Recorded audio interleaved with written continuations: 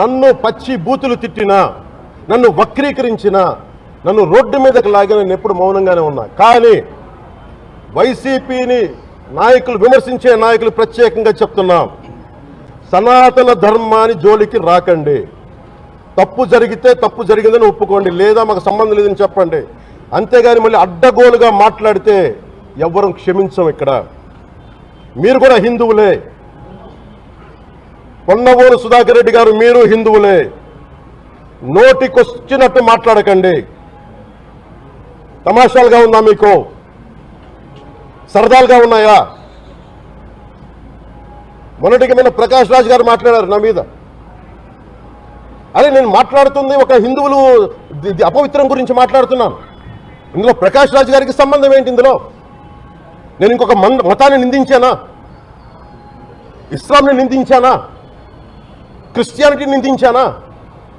అపవిత్రం జరిగింది, ఇలా జరగకూడదు, ఫుడ్ అడల్టరేషన్ జరిగిందని మాట్లాడుతుంటే దీన్ని గోల చేయకూడదంట. అంటే తప్పు జరిగినప్పుడు మాట్లాడకూడదా? ఒక అపవిత్రం జరిగితే మాట్లాడకూడదా? దేవతా విగ్రహాలను శిరచ్ఛేదం చేస్తే మాట్లాడకూడదా? ఏం పిచ్చి పట్టింది ఒక్కొక్కళ్ళకి? ఎవరి కోసం మాట్లాడుతున్నారు మీరు?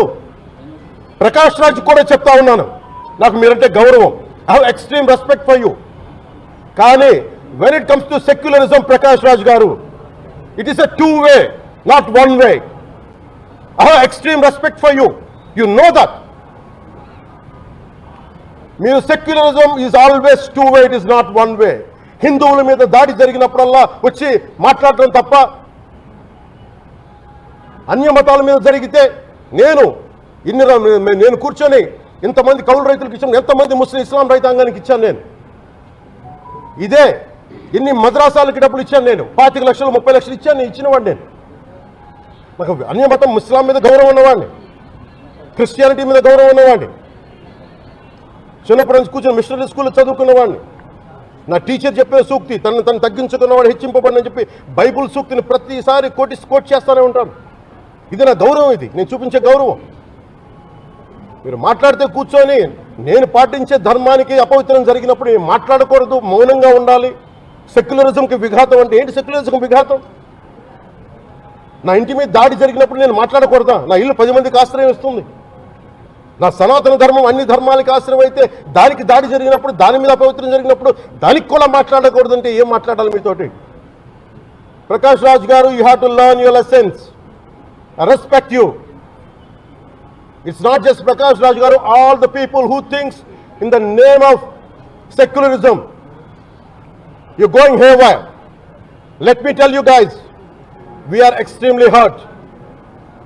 Don't make a mockery out of our sentiments. We are deeply, deeply hurt. It's not fun for you, maybe it might be fun for you. It is not fun for us. It's a deep anguish, deep pain. Don't you ever forget. Before you come and think 100 times and talk about Sanatana Dharma. Enough of this. చాలు. ఇష్టానికి మాట్లాడుతూ ఉన్నారు సనాతన ధర్మం మీద. అయ్యప్ప స్వామి మీద మాట్లాడతారు, సరస్వతి దేవి మీద మాట్లాడతారు. అల్లా మీద మీరు మాట్లాడగలరా? మొహమ్మద్ ప్రవక్త మీద మీరు మాట్లాడగలరా? జీసస్ మీద మీరు మాట్లాడగలరా? అందరూ కూర్చొని సనాతన ధర్మం మీద, వినాయకుడి మీద జోకులు వేస్తారు, దుర్గాదేవి మీద జోక్స్ వేస్తారు, సరస్వతి దేవి మీద జోక్స్ వేస్తారు. మా మనోభావాలు గాయపడవా?